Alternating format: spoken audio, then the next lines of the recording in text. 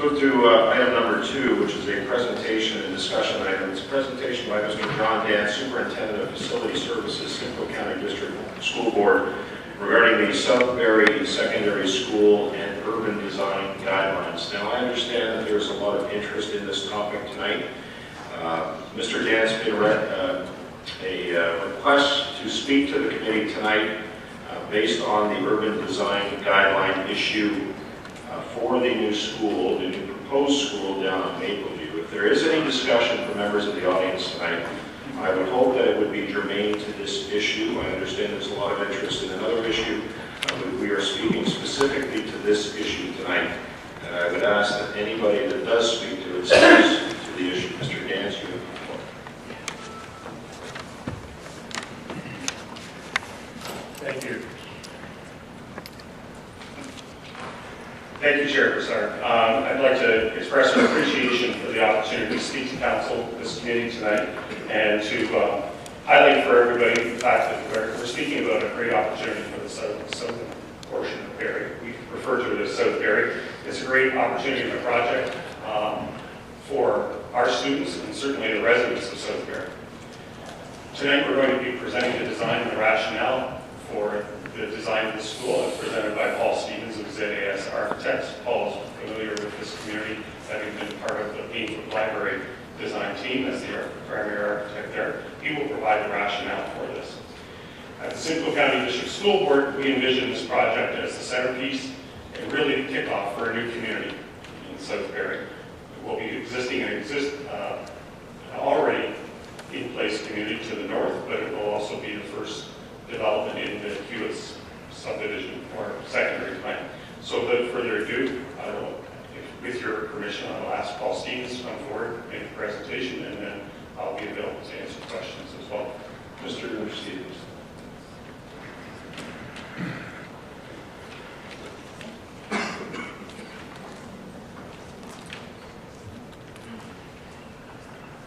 Thank you, Mr. Dance. Mr. Chair, members of the committee, my name is Paul Stevens. I'm a senior architect at ZAS Architects, also a member of the Ontario Association of Architects, a member of the Ontario Professional Planning Institute, and a lead accredited professional as well too. And I like designing schools and libraries. So to get into our presentation, I'm going to run you through the our site design for the new South Barrie Secondary School, and try to explain to you some of the rationale behind the design, but more importantly, how that design complies with not only the official plan in Barrie, but how it's trying to address the characteristics of the Hewitts Secondary Plan as well too. So I'm going to run that through with you. If you have any questions afterwards, more than happy to answer.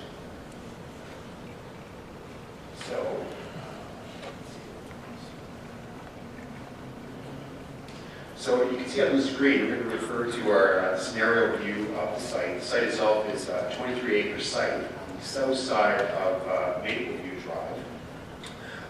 It is the first, I would say, block to be developed in the Hewitts Secondary Plan area, residential to the north of that. Many of you are familiar with it.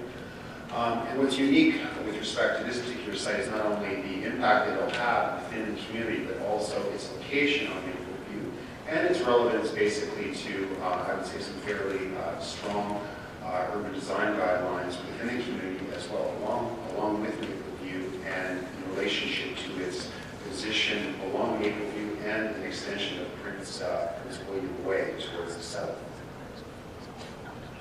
One of the things that's probably most distinctive about the site itself is actually the topography of the site. Go back to the previous slide. The site is not flat. It's actually quite sloped. So from the south side of the site, which is the bottom of the page, if you look up the screen here, there's a 25-foot drop from this corner of the site to the corner of Mapleview and Prince William Way. So that has a huge, huge impact in terms of how one needs to think about the site and how we need to design the site in such a way that it meets the spirit of the Hewitts Secondary Plan, but at the same time adapts to the, I would say, the existing conditions or the nature of that particular site.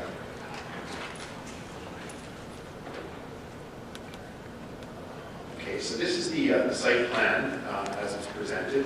Now, the school board acquired the site officially back in March of this year. Just in terms of process, we met with city staff for a pre-consultation meeting towards the end of March of this year. Comments were provided by staff shortly thereafter in April. And one of the major comments that came through that initial pre-consultation session was the position of the building on the site. One of the key things about our particular site plan is that it tries to address the topographic nature of the site. As I mentioned, there's a 25-foot drop from the corner of this site all the way down to Mapleview, so that the building itself is actually able to, I would say, is able to mediate or become the element which, I would say, balances the site in terms of plateaus. Obviously, natural fields and sports surfaces, we've got a high-performance sports field which is proposed in the north-south direction of the north end of the site, potentially another future athletic field towards the north end of the site. They have to be flat fields. We need a flat site to do that. And that makes it challenging on a slope site. So in a sense, what this site plan is about is trying to create two different plateaus on the site. One for the sports fields, which would be directly accessible off of Mapleview, so that would all be at the same level. And then stepping up, if you will, to the secondary school, which occupies, let's say, the bottom third of the site itself. So in a sense, the building has two fronts. In fact, it actually has a front onto the sports fields, and I'll show you some views of that. And it also has a front onto the main entrance as well, and all the parking and drop-off conditions that are required for it as well, too. This is a view along Prince William Way. If you were to stand about halfway along that view. One of the big impacts of this building, it's a large building, 126,000 square feet. One of the key considerations is also trying to find a good fit within the neighborhood, within a primarily residential neighborhood. To get all of the program on the site, we needed to go to a three-story design for the school. So the three-story design actually is set back into the site, and actually it's more of a split level. So from the Mapleview side, you would see 3 stories with a number of rooms that actually face onto the sports fields, including the gymnasiums. But from the other side, from the south side of the site, which is the main entrance as well, it's a 2-story design. So in effect, the building becomes a split-level design, which is able to actually mediate between the two different plateaus of the site. So, as I said, we were looking very carefully at not only the city's official plan, these are some excerpts from that, so checked off what we believe we've met in terms of the ambitions of that and requirements of that official plan.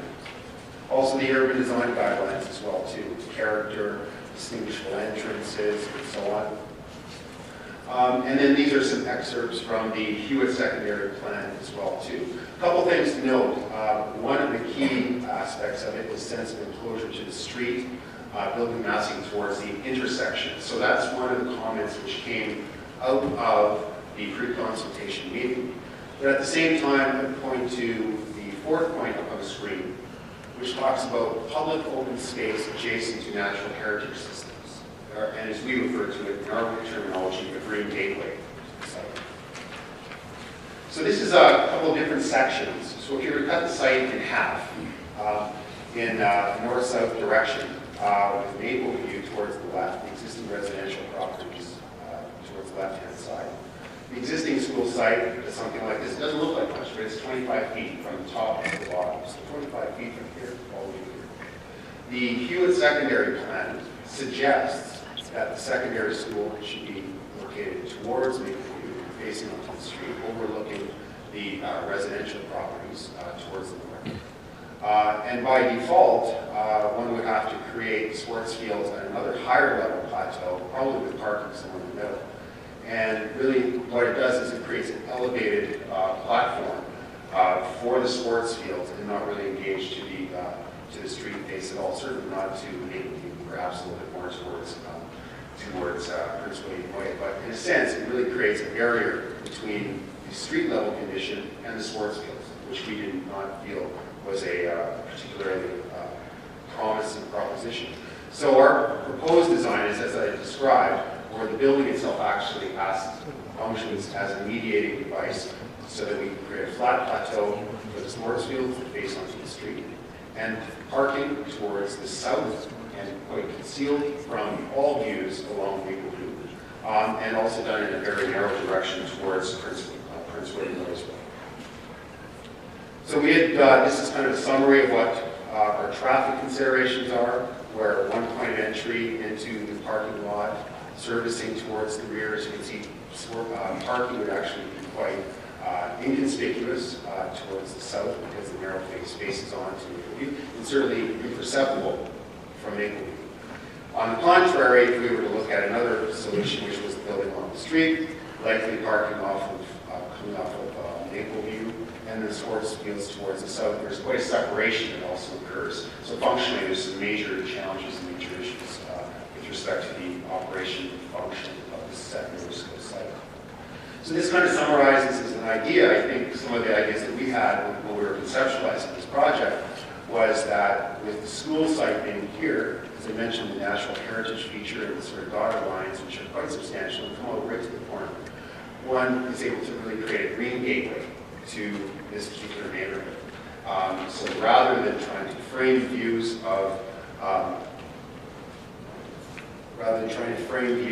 along the residential street, it's really creating public open space where it's meant to be close to natural heritage features and close to major intersections, such as Prince William Way. And we employed a similar strategy for a high-performance sports school in Markham recently, which had very similar urban design ambitions.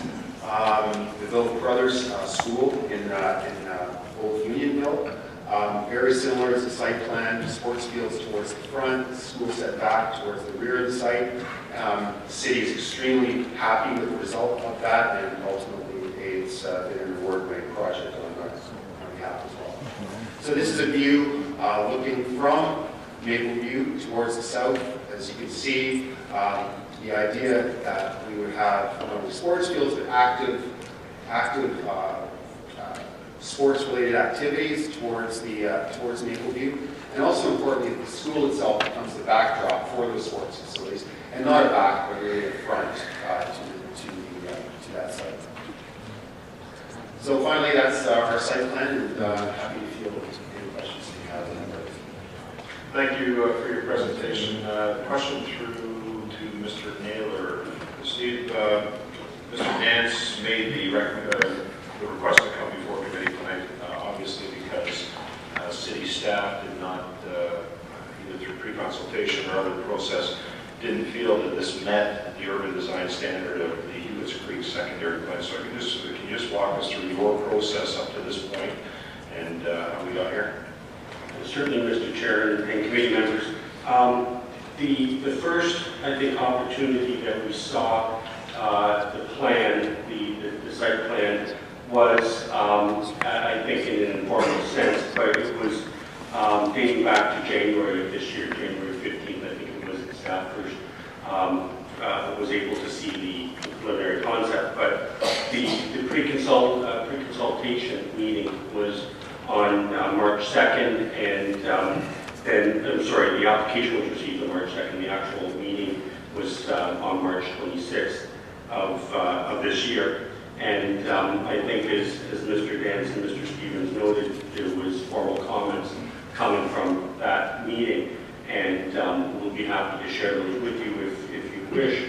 But I think it was characterized as one of the major comments that we had was related to the placement of the school on the site, and to the same degree opposite is that there was the playing fields that were then, as a result, abutting the intersection, which we felt was in conflict with the secondary plan, as well as the design guidelines and the official plan for the city.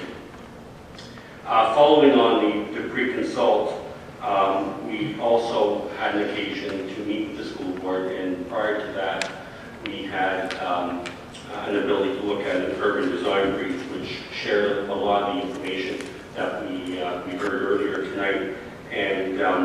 we met with them on June 10th, representatives of the school board, to discuss some of our concerns, but again, we heard from the school board a lot of rationale for their proposed setting of the building plan itself. And at that meeting, it was felt that given the timing considerations and the urgency of the school board, that they would come before the committee tonight to share their plans with you and have a discussion. Okay, so based on Steve, some of the recommendations of the urban design guidelines, did staff, can you just walk me through what staff told the school board in terms of this plan as it relates to our urban design guidelines and the Hewitts secondary plan, and why there was that conflict, or why staff perceived there to be that conflict? Mr. Chair, certainly I'm going to ask Ms. McLaren, who is beside me, who is the project manager, to go through it. But basically, the major ones that came up were ones I think I've identified, and that being that the building was not placed in close proximity to the intersection, and again, as I mentioned, as a result of that, the playing fields were, which we felt were in contravention to the design guidelines and the intersection, what is desired for the intersection, and as well that it didn't, the building wasn't framing the street. So I think, Mr. Chair, if you can indulge me, I'll ask Ms. McLaren to give the committee more details.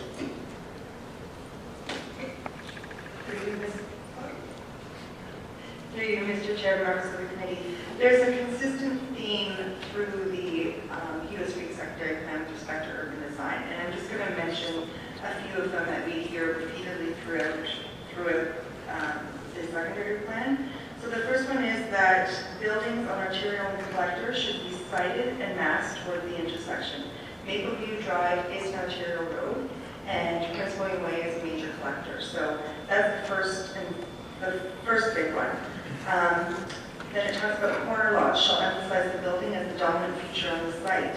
Buildings shall provide visual interest. Buildings shall provide a sense of enclosure of the street and establish a strong street edge. They should be highly visible. They should be a focal point.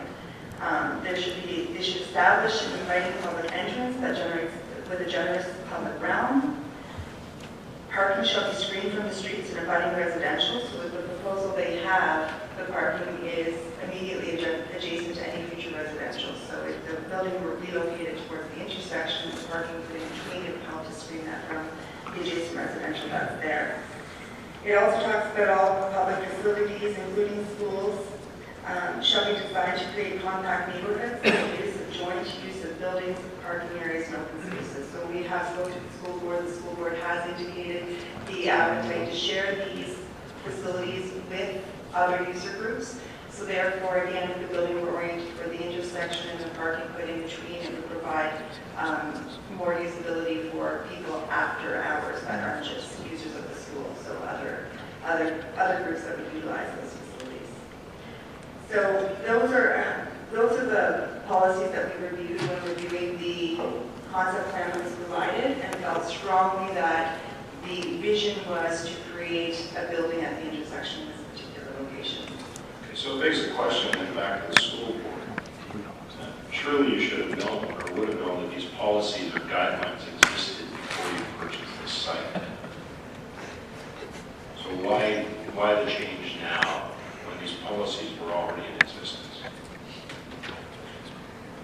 Thank you for the question, and through you, Chair. The design of the school took place quite a while ago. The knowledge of the urban design guidelines was there, but it's also, as Mr. Stevens has tried to explain for the rationale, the topography of the property certainly is a limiting factor. And there's also one where looking at the uses of this facility certainly is intended to be a community-use facility. And we had engaged earlier in conversations with regards to that use.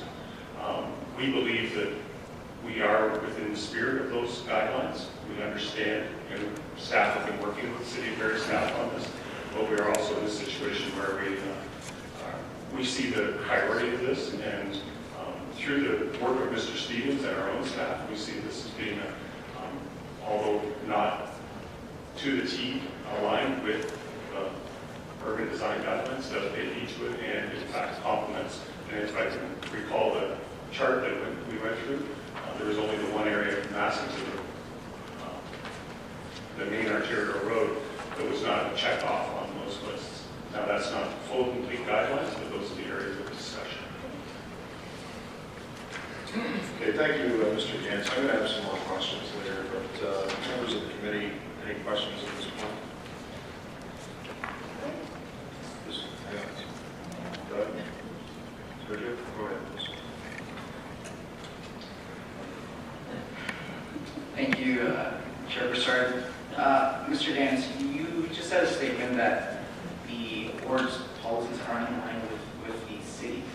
My only question to that is, if that were the case, would we be having this meeting right now? Because, again, as our staff has said, you guys have met in terms of design. You had that, when Chairman Brassard asked you, had you done your due diligence when purchasing the site? And the answer was yes. And then you acknowledged topography again. So I'm hearing both sides. I want to get clarification as much as you do, because I don't want to claim that you're saying something you're not. But it just seems that we wouldn't be here on a beautiful Tuesday afternoon if that was the case. Thank you, through you, Chair, to Councilor Morales. What I am saying is that we've worked to align our policies with that. They are not policies. The design of this school pays heed to the property that we have a designated property in the Hewitts Secondary Plan, and we've been working with that. That being said, we recognize there's a distinction between the exact wording, but we believe we could pay heed to those guidelines, with the exception of the one which was mentioned in Massing along the end.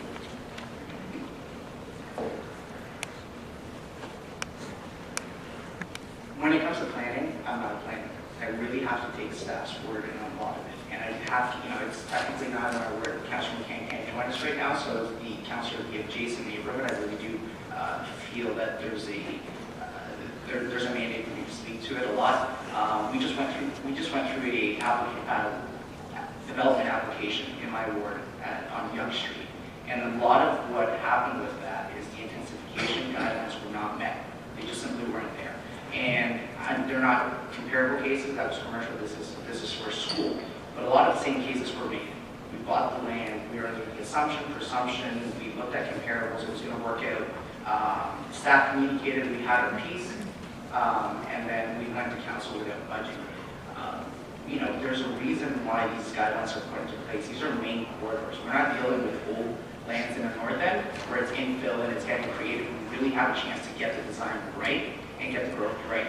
Now, I was put in a very peculiar situation with that application, because it was either say my piece in order to deny the application and possibly leave a barren piece of land across from St. Peter's, decrepit, and a few other homes that way for 10, 15 years. And if I listened to the fear mongers, that would have been the case. You were stifling smart development for tax base and redeveloping the neighborhood, and you're going to leave it this way. But the decision, in my opinion, was made in order to do it. We need to get that done. We actually have had the applicants get referred back to staff because they said, okay, we're willing to move forward. I hear compromise from those applicants. I'm not going to compromise from the school board right now. It has been consistent, and I've emailed Ms. McLaren. I said, has there been any changes? Has there been any changes? Can I get a copy of the discussions? And there doesn't seem to be that. Now, if it were the other case, if it were the city was absolutely not budging on anything, and you guys were making those compromises with the developers as well, I would get that. That's not the kind of message we want to send. I wasn't supportive of that zoning along Yonge Street, unless I hear any other information that would kind of alter what I've heard tonight. I just couldn't be able to do that, because we're being entrusted by our residents to make a zoning decision that will affect these neighborhoods for over 100 years. And that is, I just read the letter that you put here, saving the 3 months of going to site plan. we're going to make a plan, possibly a poor planning decision that will live for 100 years in order to save 3 months. I just can't do that. Thank you, Councilor Morales. Mr. Yancey, do you want to comment on that? Thank you, and through you, Chair. We fully respect the city's planning staff and their position on this. We understand that. We also have a design that was completed, and it was completed quite a while ago with that basis, knowing what was going on. It's not a question of compromise on our part, it's a question of complete redesign. And we understand exactly what the city staff has said. We understand that. We will continue to work to do this, but we are in a situation where we have a school that is in need in that community. We believe this design adheres to those guidelines. We believe that it meets the needs of the residents and the school population that is going in there, and we fully respect the fact that this is a planning decision that council has in front of it. I would ask Mr. Stevens if he has anything to add to that. Thanks, Mr. Nance. Yes, I would.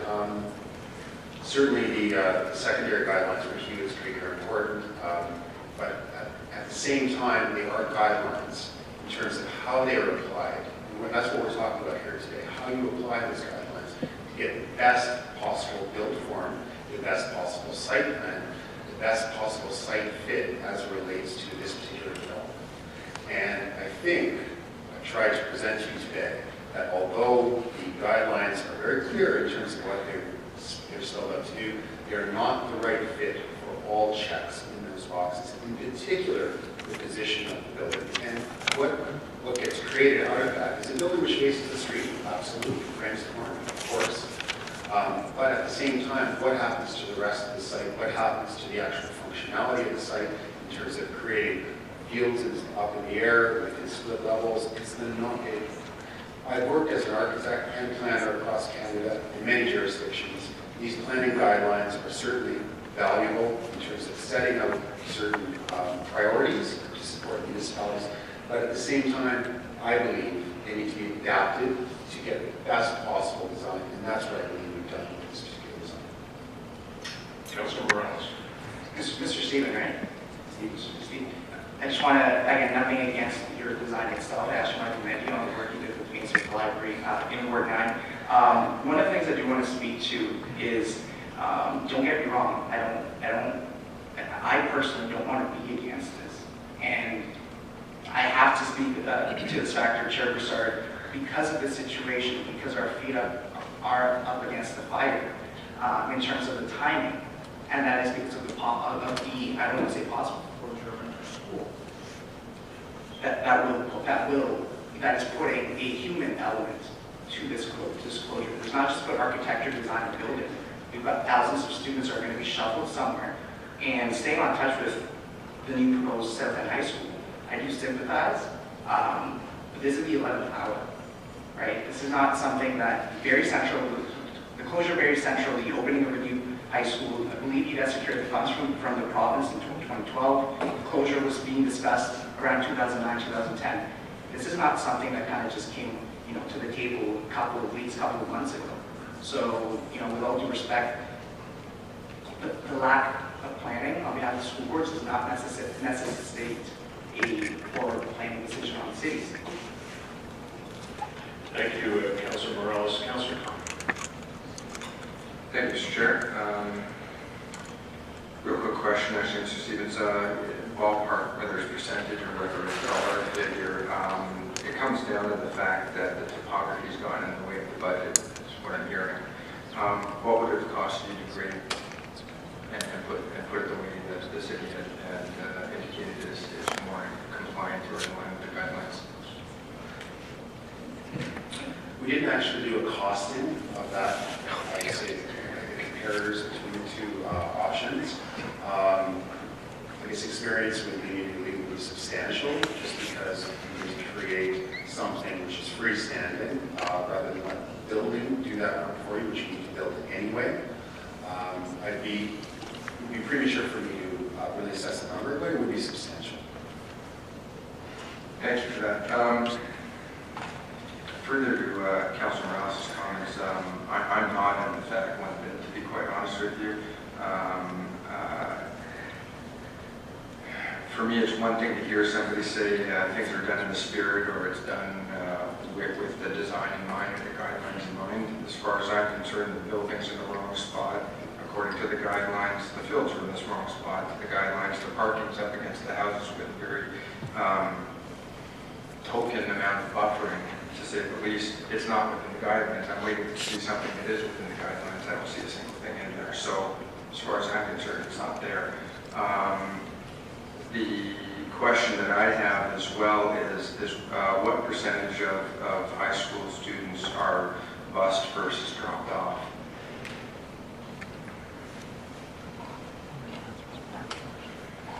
Sorry, Chair, sorry. There's a question, Councilor Khan. Go ahead. Thank you. Through you, Chair Brassard. The intention with this school is it would be a fully walkable community.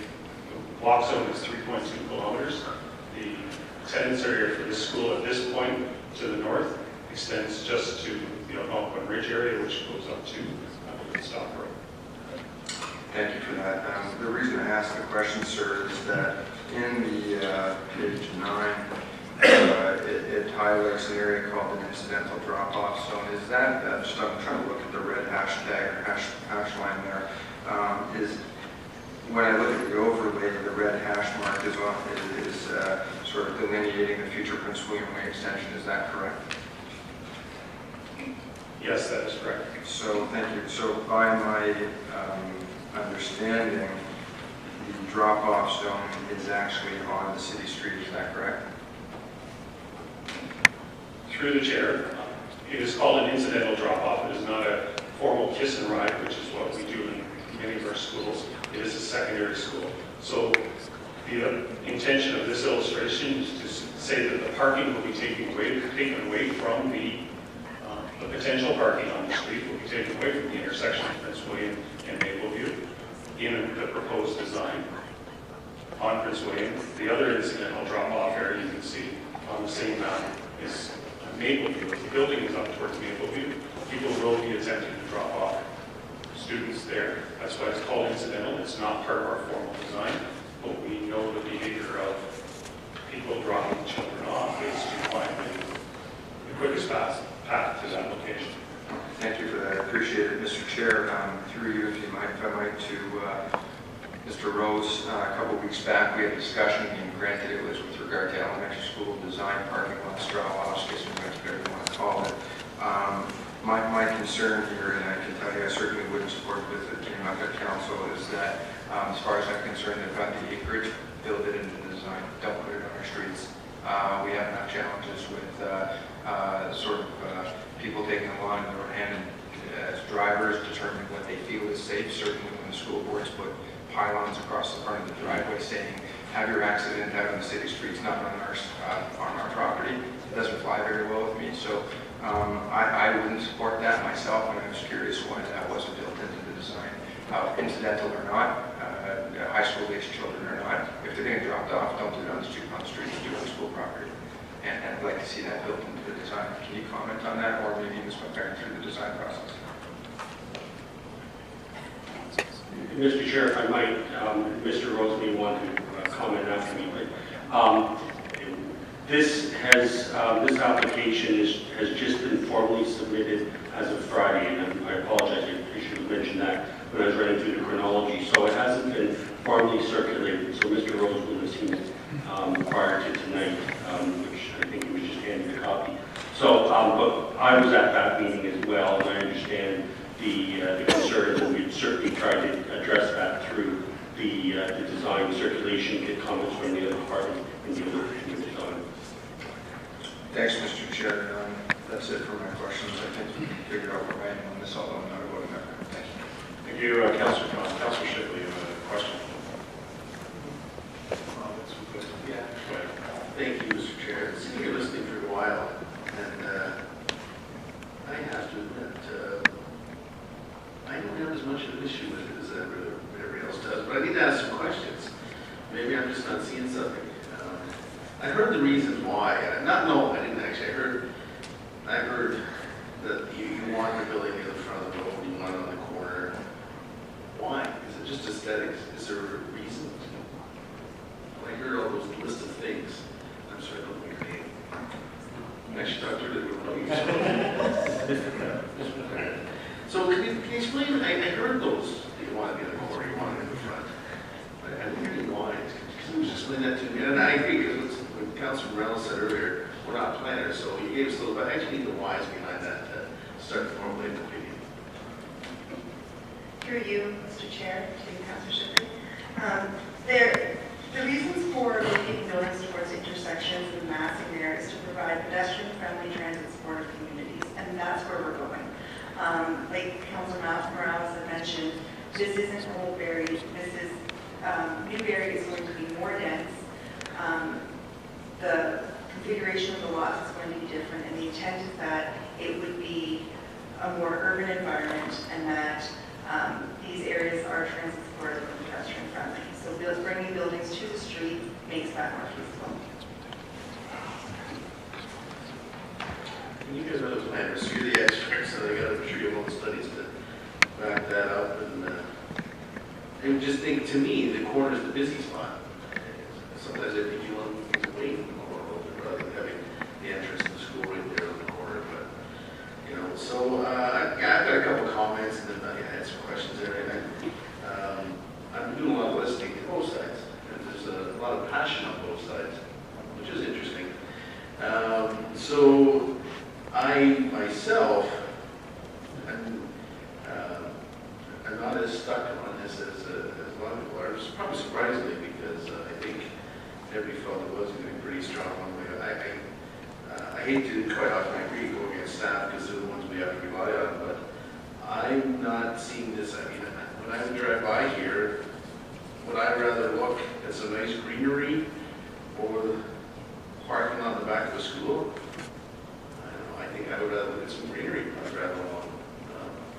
So I'm going to listen to more. And we talked about even, this is a presentation tonight, so I'm not sure, Mr.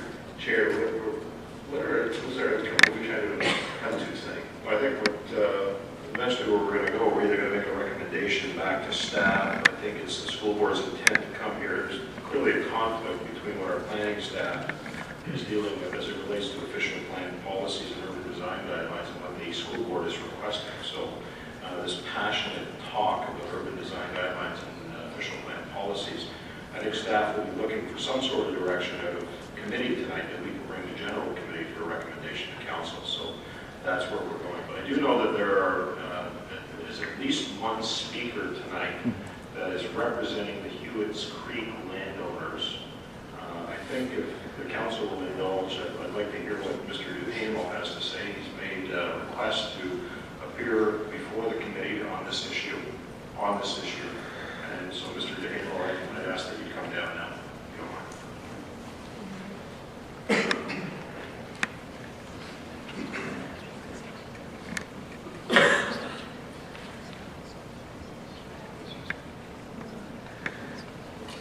Of course, name, Ray, address, representative. Thank you, Mr. Chairman, members of the committee and staff. My name is Ray Duhamel with the Jones Consulting Group. I represent the Hewitts Creek landowners, who are an organized group that are proposing to develop the Hewitts Creek Secondary Plan area. The membership in the Hewitts Creek landowner group comprises the majority of the plans. There are a few non-participating, but for the most part, the whole of the Hewitts Creek Secondary Plan is represented by the landowners. I appreciate the opportunity to speak tonight. The landowners are keenly interested in this proposal. The high school was expropriated from one of the members of the Hewitts Creek landowners group members. And I guess at the outset, what we would like to ask the committee, or just to point out, is that there's been 5 years of work involved in the development of land plans. There's a lot of master reports that have been done. There's master plans that are included as appendixes in the secondary plan. The landowners groups themselves have undertaken groundwater monitoring. They've prepared detailed, actually preliminary grading plans. They've looked at stormwater management. There's a lot of master planning level activities that are occurring. We now have a situation where the landowners support the development of the high school, but it is going first. And in going first, it's creating challenges from a master planning exercise. And what we hope the outcome of this meeting is that staff, particularly the school board and the landowners, are are forced together to cooperatively work through the landowner's concerns and the city's concerns and to try to see if there's some sort of way to resolve those. But as it stands right now, the driveway location where it's being proposed, that has an impact on the road network, on the adjacent lands that are owned by Chris Tom, that's Tom Pratt, as well as the local lands that are surrounding it. I don't know what consideration has been given to that at all, because the shape of the school site does not match the master plan that's in the secondary plan. So it's not that there's an objection to the shape of the expropriated, but it doesn't match. They haven't prepared an area design plan to consider the impacts on a basis that exceeds just the limits of their own property. So we think that this application is premature until we sit down together and work through some of the major points that of concerns that exist relating to grade, drainage, who's building principally the extension of Prince William Way. And there's a lot of other questions that arise from this. How does the driveway entrance, if it is proposed in that location, how does that impact the road network?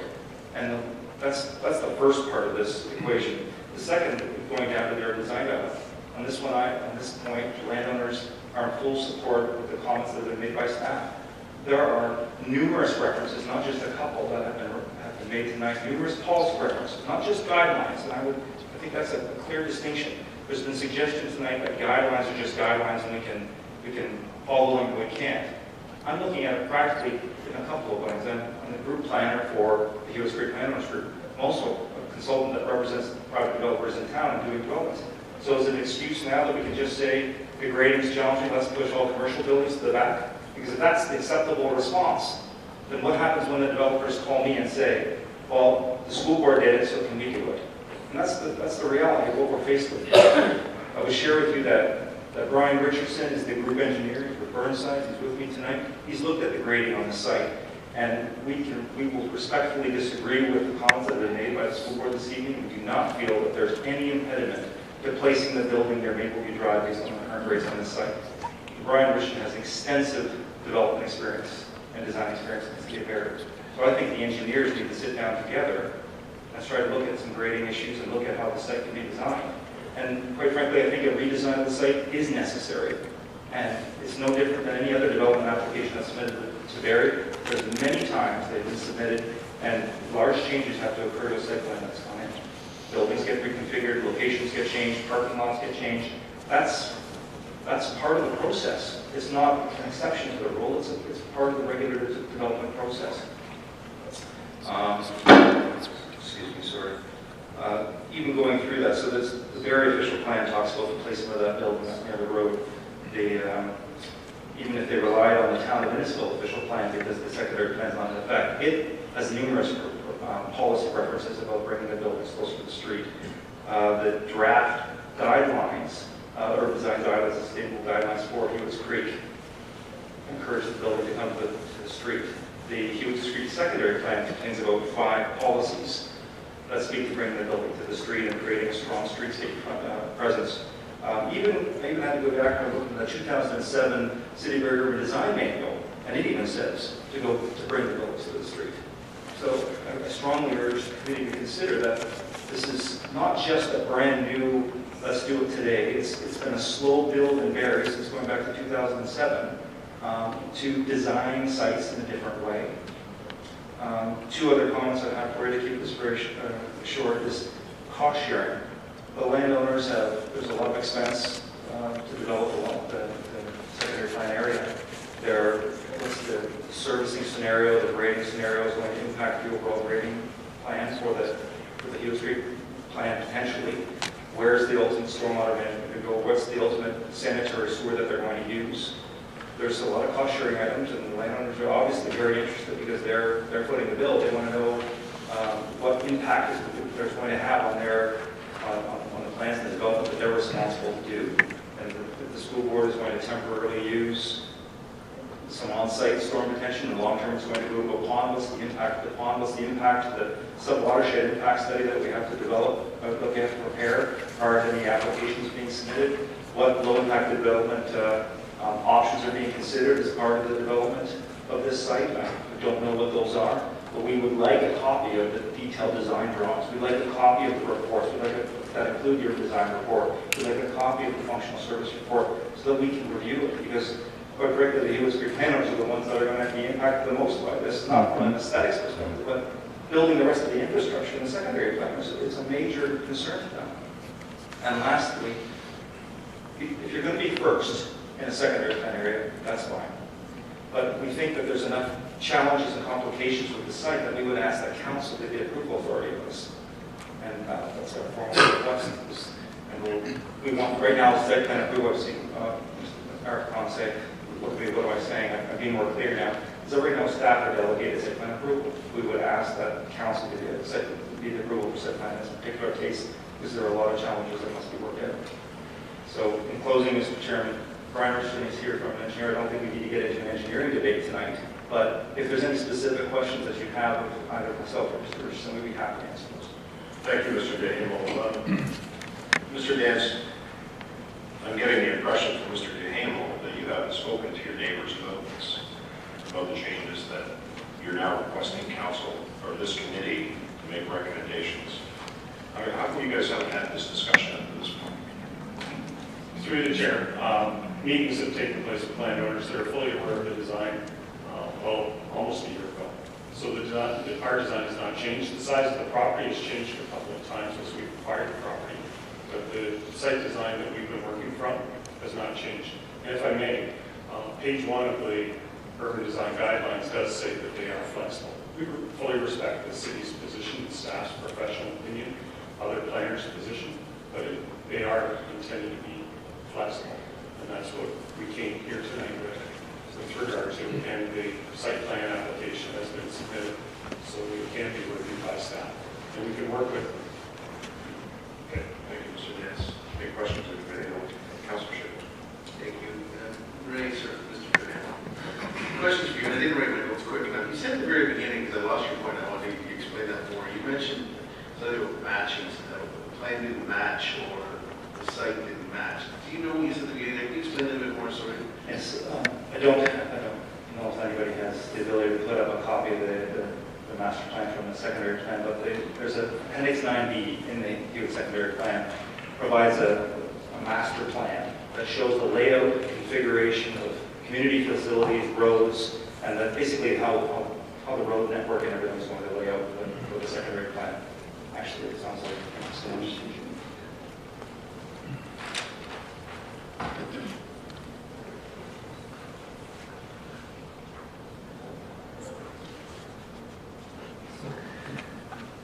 This is the school site right here.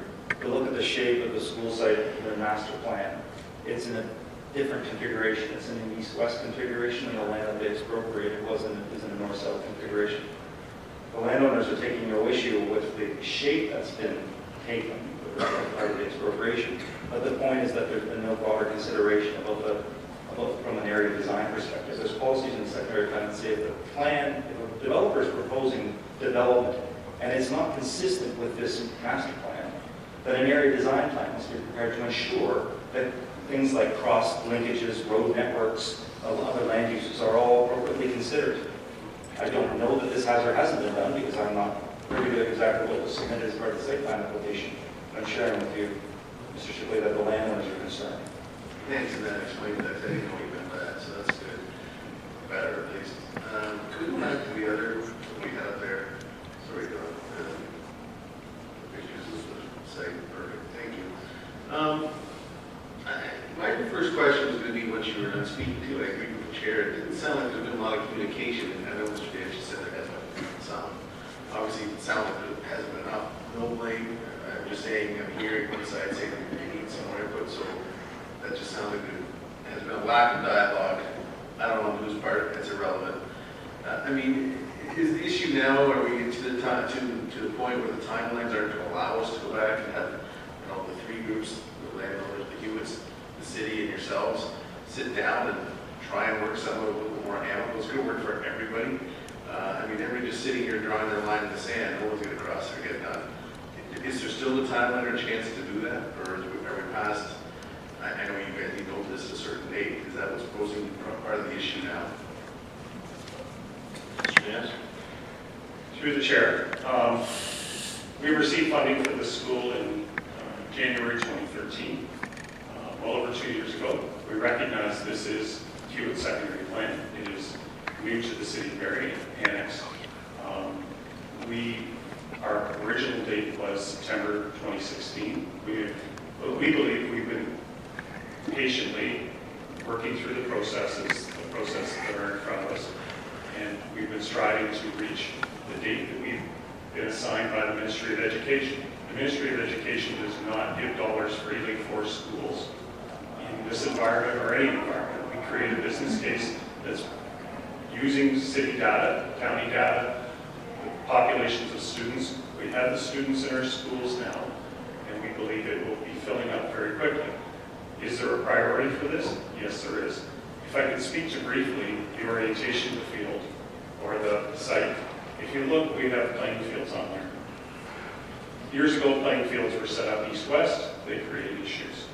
We asked for this property, one, to get further away from Mapleview, the shape that has been referred to, get the school traffic patterns away from Mapleview because we know how busy school traffic areas are. And purely, the two fields set up there was intended, as we've had previous discussions, an 8-lane artificial track, which the city does not have, with a natural turf field. And the second field would be an artificial turf field through the design process going forward. We're not putting that in right now, but it was pure and simple. That was part of it. School away from the intersection because of the challenges we have with transportation, as well as the site that's been referenced already, and the orientation of the fields. Thank you. I'm not going to sit here in 5 minutes and redesign your site for anybody. I don't have the skill set to do that, nor the time, obviously. But I have a very basic question. I'm sure I've looked at everything. Your school that's running east-west there, and the future athletic field, which you said is going to be done yet, could that school, and I don't know if that's acceptable to our staff, could it not be this is up and in the corner? Has anybody looked at putting it that way in that open field? Maybe so you have your school, you've got your open field behind it, it's up in the corner of the roads, there's a parking lot. I don't know, you got lots of room for parking. If you can squeeze in another field somewhere, great. I think obviously the first important thing is the school. Fields are nice, you know, it's important to me. Mr. Davis, you know where I stand on that. So, have you looked at looking at putting that there? Is that a possibility at all?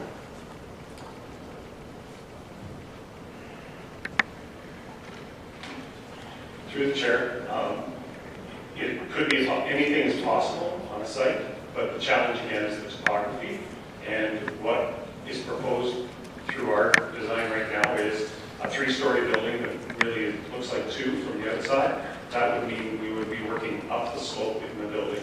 That would change the direction as well. It is 25 feet, the distance. I believe that's, to be the honest truth, I've been to the site and seen it. And so changing the building to the orientation on Prince William would not adhere to the letter of laws or the guidelines as well. So it really is a question of location. We would end up with a field, potentially a field going east-west on the second field being there. We would still need to have ample room for parking, and this was intended to be a facility that was a showcase. Its location is very positive for everybody, we believe, and the reorientation of the building could be done, but it would have to work against the topography of the property and still would not be massed onto the main arterial road. As far as the topography, if you're going to put a field up there, that's got to be flat there. Correct? So we're not dealing with the topography there. Through the chair, if you recall the picture and you have it in your package there, we anticipate having to do a retaining wall if we are to do the fields to the south. That's the distance, and the cost would be, Mr. Stevens was quite correct as far as substantial cost. We have limited budget in order to build a school for students with all the pieces to that. It is not something that we fund for or the ministry funds for a retaining wall, which would be the separation between what is in the south and what is in the north. So, being me and, you know, my past affiliation with trying to get the artificial turf attraction, I hate people to say this. Is it the fact that we're trying to squeeze 2 fields in there, is that posing one of the biggest problems here? Because if the second field wasn't in there, you wouldn't have a lot of problems with that, and topography probably wouldn't be as much an issue. Is that maybe posing some of this problem, trying to squeeze too much into it? You know, as some people here on council size 12 into a size 10, you know, is that part of the issue? Through the chair, the intention was to have the opportunity to do a second field. We had originally asked for this amount of land. We had changed our tactic in order to get the school building done, and we reverted. And then through the process that took place with expropriation, the meeting requirement was not required, and we were able to return to the previous design. Is it squeezing it? I would say that green space would be necessary anyway. We see this school as being one that will grow quite a bit right from the beginning.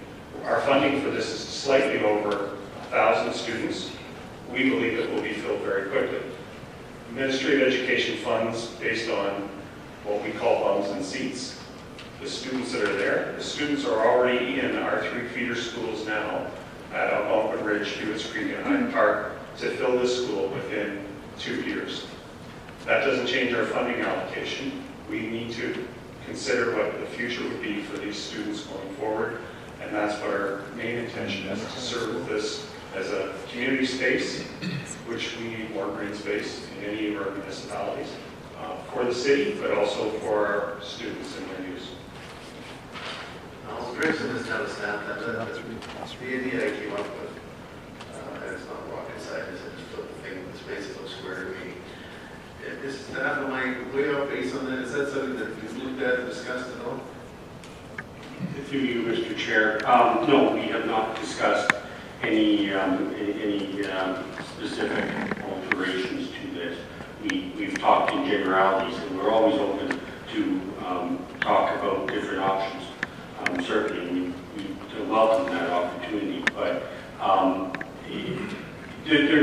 there could be a number of different options available, and I'd like to investigate them. We haven't, in the one you suggest, we haven't looked at that, nor have we looked at any others in terms of a critical analysis, in part because we were waiting for the formal application to arrive so that we knew what exactly the proposal was. So, no, we haven't. I know we're not, as I said earlier, we're not going to solve, I don't think this issue tonight, but maybe perhaps a recommendation we do is that we try and get, I'm just speaking, here's what we have, just a little leeway here, try, and understanding there's a time frame here, everybody, I get that. The 3 parties together, and if anybody else, I think it's mainly just the 3 together with some, in a room for half a day, and try and get this settled out. We haven't been here very long, and I think we'll start to get some dialogue going, some different ideas. And there's 3 sides to this, but really there's one common goal. Everybody wants to see that land developed. Everybody wants to see a new school. No one in this room doesn't want to see a new school. That's I want to see the kids in the nice new school. It's just how do we get it done? So perhaps as a motion, I'm not really, I don't know how to word it. I'm getting 3 people together to have a meeting, but that might be something. At least we can get this to advise staff to try and facilitate that, Mr. Chair.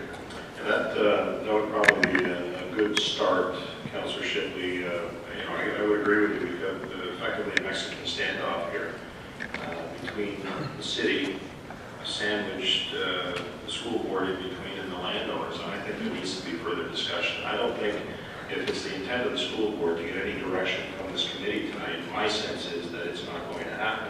The only direction that's going to come out of here is that we give them, the city, the school board, and the landowners an opportunity to work this out. I mean, if we need to call another meeting, we can do that during the summer. The mayor can call a meeting if it is the intent to alter the urban design guidelines, the official plan policies, and the secondary plan of Hewitts Creek, then we can do that. But and I think, Mr. Dance, you have to understand that you're going to be first out of the gate here. And that causes not just me some concern, but clearly our planning staff some concern. The fact that we have to do this right, you have to do this right. And the only way that that's going to be done right is if our staff and the landowners are involved in this discussion. So if that's your intent, Councillor Shipley, I would certainly agree with that. I know Councillor Khan has a question. I would ask that you wait, because there may be others to speak to this issue.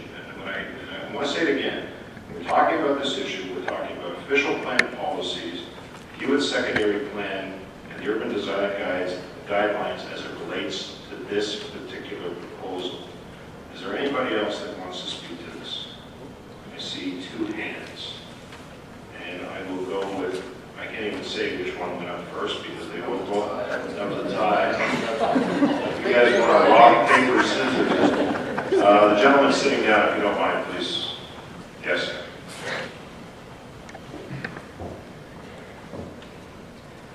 Sorry, I need your name and who you're representing as well. Certainly. Thank you, Mr. Chair, members of the committee, and staff. My name is Keith McKinnon. I'm with KLM Plan Partners, Inc. I represent 109-1369, which is the landowner on which the school board expropriated the land for the high school site. Thank you for giving me a brief opportunity to speak. I think Ray hit basically all the pertinent points, but a couple of things I just want to clarify. Yes, we have seen, not this plan that was before the committee tonight, but a variation of it. We have seen that for some time, and when we saw that, when we were going through the expropriation process, we told the school board in no uncertain terms at that time that we were not agreeable to having the school in its location where it was shown that site plan and the one that's before the committee tonight. You rightly pointed out, Mr. Chair, that they are the first through the gate, which in my 15 years of experience is a very unusual situation. I have developed many, many communities with tens of thousands of units across the GTA, and this is the first for me, where we would have a school built before you have the homes and the people. It's a very unusual situation. Typically what happens is we have a school site that's part of a draft plan. The draft plan goes through its typical procedures. We deal with the school board at the time. We get a draft approved, we register it. We come to terms on an agreement on financial aspects. It's handed over to the school board. It's plug and play. They go in and they're done. This is not that same situation. It's a very odd situation that we've got here. And I think the key phrase that was pointed out tonight, Mr. Chair, is that we've got to get it right. Because this sets the tone for not only the Hewitts Creek Secondary Plan, but I'm also the landowners group representative for the Salem landowners group. And that will also reverberate because it's the same urban design policies that apply to both secondary plan areas. So if we get it wrong in Hewitts, it's just going to reverberate over in Salem. So I think it's very key, Mr. Chair and members of the committee, that we do sit down, because we have not had dialogue with the school board. This whole process has been in a vacuum, quite frankly, so how this has come about. We get snippets from staff as to what's happening and this and that, or what's in the newspapers, but we have not had direct contact and ability to sit down and say, why do you have this process? Why are you proposing it where it is? The topography is the topography. We cut and fill all the time. It's nothing to have a scraper go out there with large dump trucks that move earth around. It is what it is. We do it all the time. So I think it's very important, Mr. Chair and members of the committee, we get this right the first time as the representative of the owner of the land was appropriated from. I am committing as part of the group, we are a member of the landowners group, to sit down with the school board to make sure we get this right, because this is going to set the tone for how the community gets developed on a go-forward basis. Thank you. Thank you, sir. And one more, sir.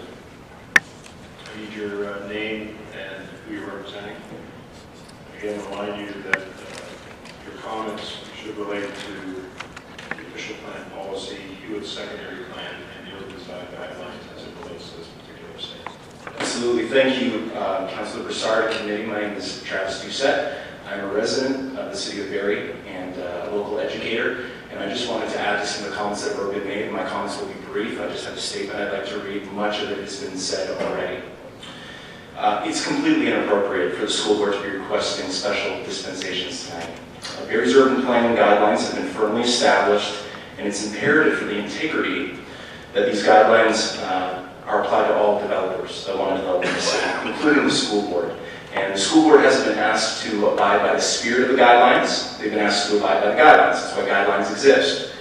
Furthermore, as it has just recently been stated, this would be the first building in a new area of development. It would be unwise to even consider such a request, as it's going to set a precedence for future developers who are going to want the same exemptions.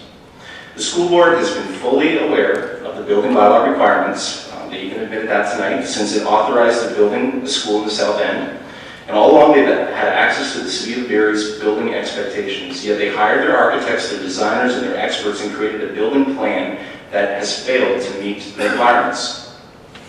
The city has constantly sent a bold, strong, clear message of concern for the school board's timeline with the opening of this new South End school, yet equally been honorable and transparent in its dealings with the school board. The recommendations of the school board's administration, including this request tonight, are frankly reflective of just poor planning and arrogance towards the guidelines. I'm confident that this committee will uphold these guidelines and ensure that the school board is held completely accountable to every single regulation pertaining to the South End School, just like they would be to any other developer, and disallow these exceptions that are being requested by the school board. Thank you. Thank you, Mr. Doucette. Any other questions? Councillor Khan, you have a question? No? Yes. Okay, go ahead, please. Thank you very much, and I'm certainly glad that the speakers had a chance to go forward, so thank you for that.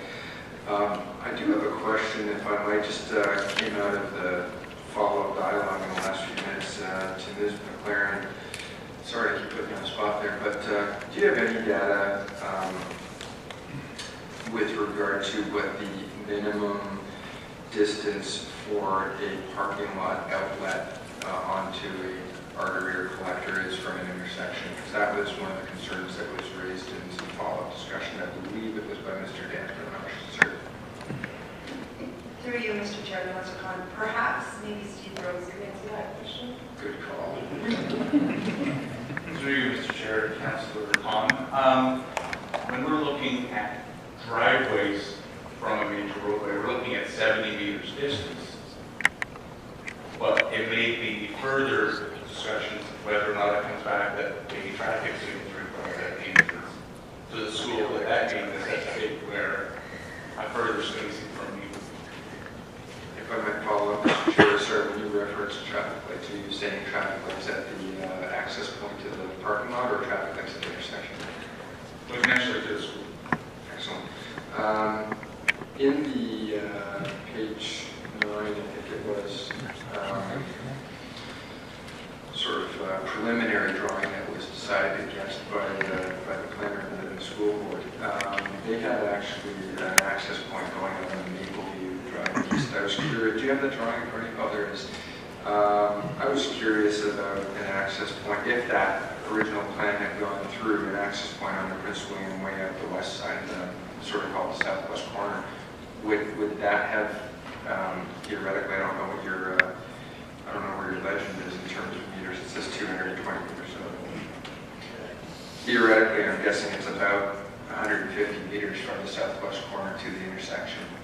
Would that have allowed for reasonable access and minimum traffic, so it's not going on to Mapleview, which is the major artery, as opposed to going on to the collector, being Prince William?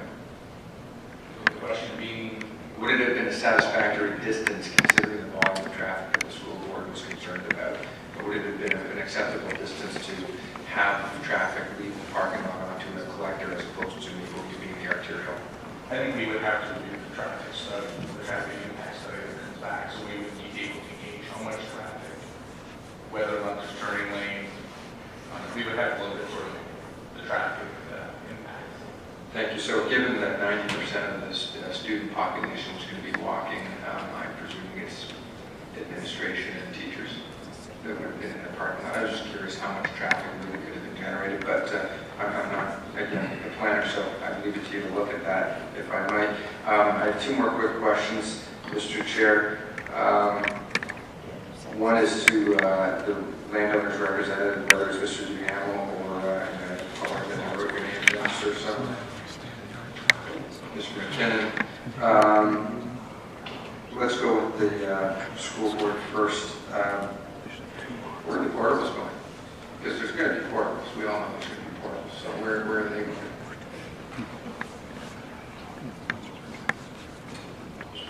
We get accused of building stuff too small all the time. I imagine the school boards get that commentary feedback all the time too, because I know you deal with population fluctuation, right? So where were these portables going?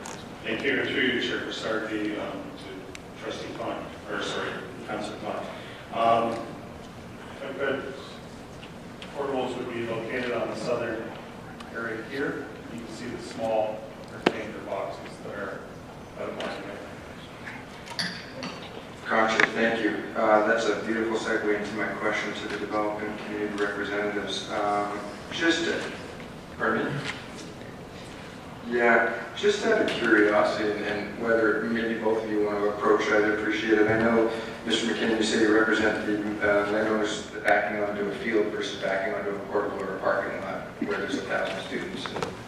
And obviously the school board's indicated there's a concern of traffic. What does that do to saleability, marketability? What does that do to the design element? Because I know that you're considered future residential, and you're not the discussion tonight, but you're the discussion tonight too. Mr. McKinnon. Through you, Councilor Khan. Interesting question. Probably not a one-size-fits-all answer. Now we have prepared a draft plan subdivision for my client's land. So surrounding the borders of the school site, so it would be the south and westerly side, or I guess easterly side of the school site, if you will, but our westerly border. We have basically townhouses that would back onto the school site. So in terms of the saleability, it's all on the market. What's the market doing at the time? What's the selling item at the time?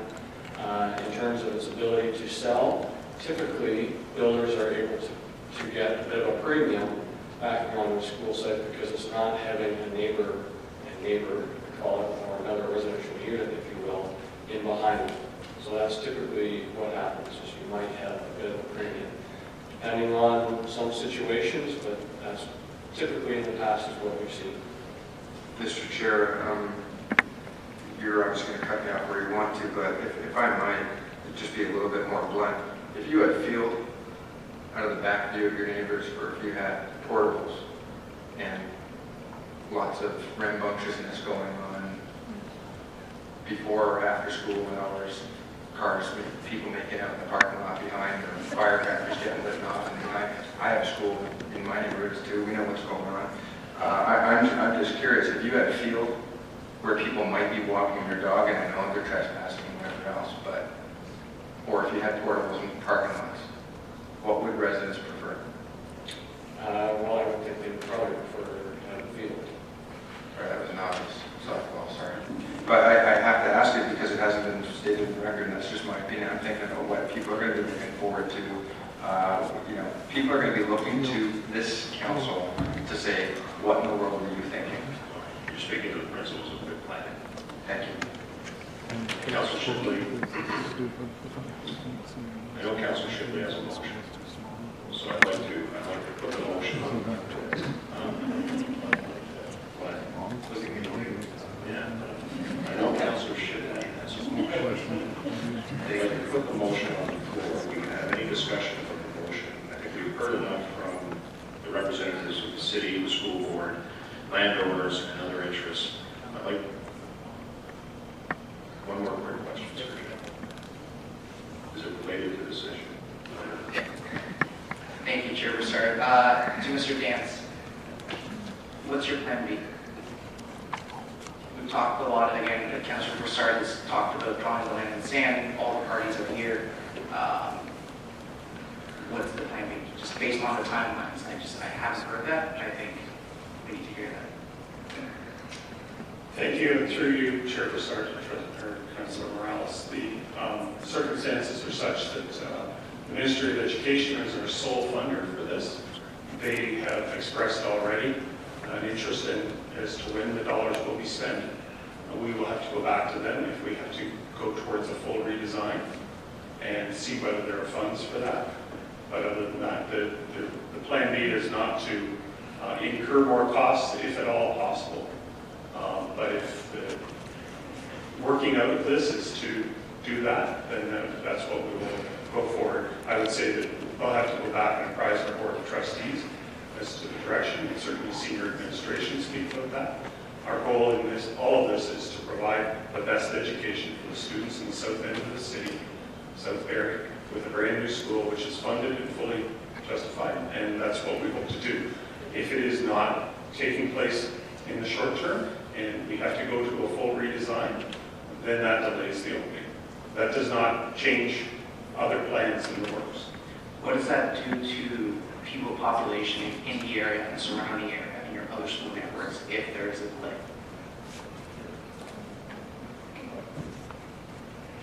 Through the chair, population of one particular school, Innisdale, will get quite a bit larger. Through this, the only students who are going to be affected by this are the students of the new school and the students who would be going to Innisdale. Barrie Creek, Barrie Eastview, Barrie North will not be affected. Does your Barrie Central closure deadline remain in place if this timeline isn't met? Through the chair, the board passed a motion to close Barrie Central. Financial viability is not met in the partnership request. Barrie Central is still expected to close. We followed what the recommendation that were passed by the board 3 years ago and then enacted after the partnership was not successful. Same date at the same time. Thank you, Councilor Morales. Councilor Schiff. Thank you, and I have some not the best wording, but I know our clerk has better wording. I'll start with mine here. I'll put this motion before that city staff facilitate a meeting as soon as possible involving the Simcoe County District School Board, Hewitts Creek stakeholders, city staff planners, be like this, Mr. Chair, and also invite members of the IIDSC to attend in order to attempt to develop an amicable solution to the design build of the new secondary school. And I'd like to just speak very briefly if I could. The motion is on the floor. Yeah, please do. It's been interesting tonight. I've heard, as I said, a lot of passion on all sides, but I think we need to break down some of that passion and work with the three groups. I know we're under the gun here, but I know Mr. Ford's here tonight and the senior planning staff. What are timelines like to be able to facilitate this meeting? I don't think this is something that can be done down the road in a month or two, but I know it's going to be summer vacation time. Just something we can get done very quickly. And I know Mr. Dancer is a busy gentleman too. We'll take into account your staff, but this is something I think we really need to jump on and try to get this resolved. Mr. Chair, committee members, absolutely. This would be a priority for staff to convene that meeting and be available to meet to the school board and the landowner representatives, as well as the members of the committee. It would make this a priority to meet underway. Thank you, that's great. And the reason I would like this, members of this committee to be invited to attend too is sometimes it's nice to be there to hear the side. So when I get reported back, I'm not saying we're going to get much input there, just to hear all sides and to hear the tones and hear the discussions and the directions it's going. So we'll have a better feel when it does come back to us as to exactly what's going on. One more thing about this motion then. Would there be a way tonight, because I don't want people to go away tonight and say, okay, well, I'll phone you next week, I'll have my people call your people. I don't want to plan the game tonight, there's going to be out here the blackberries and calendars. But can we get firm commitment from all sides, looking at one of the sides, this side, every side, that tomorrow morning, if not tonight, all parties are here, that we can try and really get on this and get the meeting planned. Maybe just some even nods and heads, some commitment. Thank you, Mr. Vance. Animals, heads nodding, and I know staff, so that's great. So maybe for the next hour we could try and get that hammer down, maybe even if we give a nice 10-minute break after this, and maybe we'll do it. But they're all here, Mr. Chair. Nobody knows how to organize a meeting next shift, please.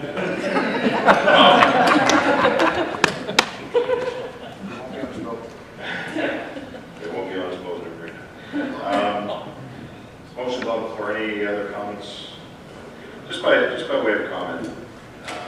say this, that it's not the intention of the committee tonight to delay the process of the school, Mr. Nance. So I don't want anybody to walk out of here saying that it was the committee's fault this school didn't go forward. There are clearly issues here that need to be resolved, and there are discussions that need to be had.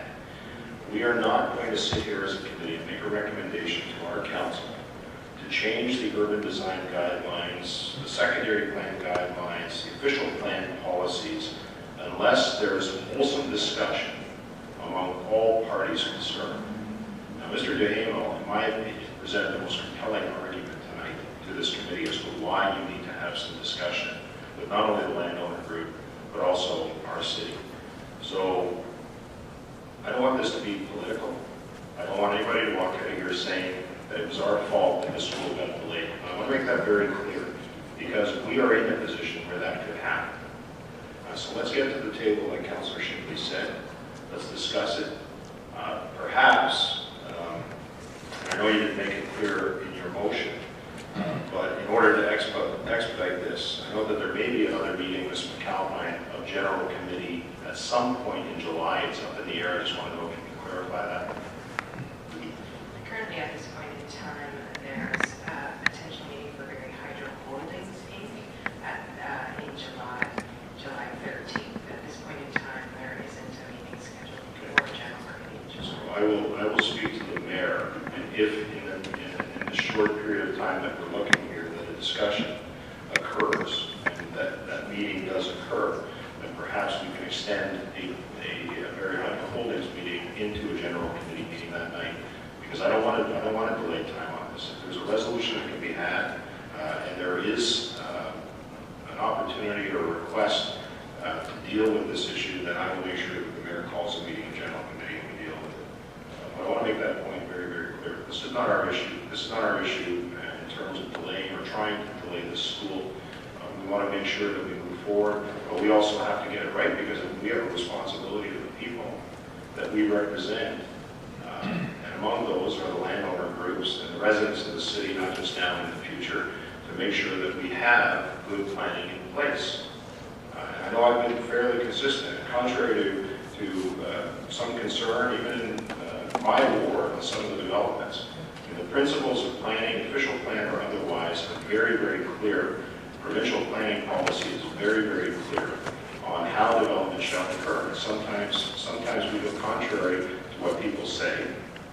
But in this case, I think those principles are clear on all three aspects: official, secondary plan, and are certainly our urban design guidelines. So let's have this meeting, and we'll see whether, in fact, we need to call a General Committee meeting, and I will certainly speak to the mayor on that. The motion is on the floor. Need a vote of the committee members. There's two of you here. All those in favor of the motion? That motion carries. Thank you. Thank you, everyone involved. Thank you, Mr. Nance, for coming tonight. Thank you to city staff. Thank you to the Hewitts landowners and everybody that's here with interest in this. Thank you very much. We'll move on to the next item.